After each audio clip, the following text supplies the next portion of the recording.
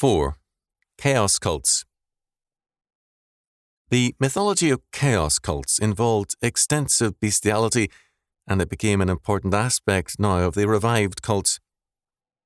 Women, representing the human world of reason and order, were, in exhibitions under the stands or in the arenas, subjected to rape by animals representing chaos and its fertility, by lions, leopards, wild boars, zebras, cheetahs, chimpanzees, bulls, and giraffes. Sometimes small boys were assaulted by men dressed as satyrs. It is customary for scholars to seek a non-religious reason for all this in sadism, and sadism it certainly was, but it was not the cause, but rather the result of a religious faith. The older Romans had been more inclined to humane actions than many another nation of antiquity. Now they had swung from asceticism to sadism for religious reasons. Their asceticism represented a religious dislike for the disturbing, chaotic effect of sex and a reverence for reason as the principle of order. Their sadism represented a religious asceticism against reason and order, an assault against all that stood for it, in the name of social regeneration, the renewing power of chaos. In Apuleius's Golden Ass we have, according to Grant, a story of sin and redemption symbolizing the greater redemption of the world to come. But the redemption is in terms of the chaos cult. Apuleius described the passion of a rich noblewoman for an ass, and he also reported a similar public sexual acts in the amphitheatre, preceded by the Greek Pyrrhic dance and an allegorical religious performance concerning the gods.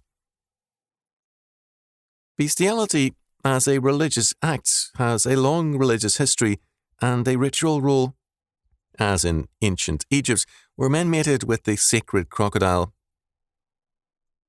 C.S. Sonnini and Burton reported the continuing existence of such acts in 19th century Egypt, where, as the sovereignist charm for rising to rank and riches, men drove off the male, leaving the female crocodile turned on her back and helpless, to supplant him in this frightful intercourse.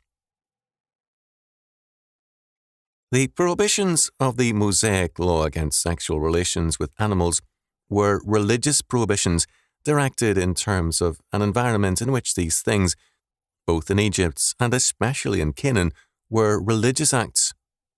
And significantly, Cicero, in his laws on religion, which are exclusively concerned with ritual and the protection of the sanctuaries from profanation and theft, includes this law: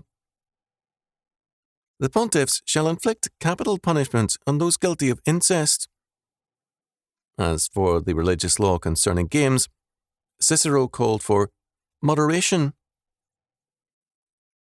Chaos as revitalization has a long and continuing history in Western civilization, and with the French Revolution, it gained a new vitality as revolution and sexual chaos became the means to social regeneration. In the world of arts, the creative artist came to be identified as of necessity with a social and sexual anarchy, and in popular thinking, order and morality came to mean monotony and devitalizing, enervating poles, whereas lawlessness meant liberty and power. The middle-aged fling and sexual license came into being as a grasping after renewal, and negress prostitutes came to be used as a change of luck device, and a special sin against order as a means of a recharging of luck and power. Basic to all these manifestations, from ancient Egypt through Caesar to modern man, is one common hope: destroy order to create order afresh, or even more bluntly, destroy order to create order.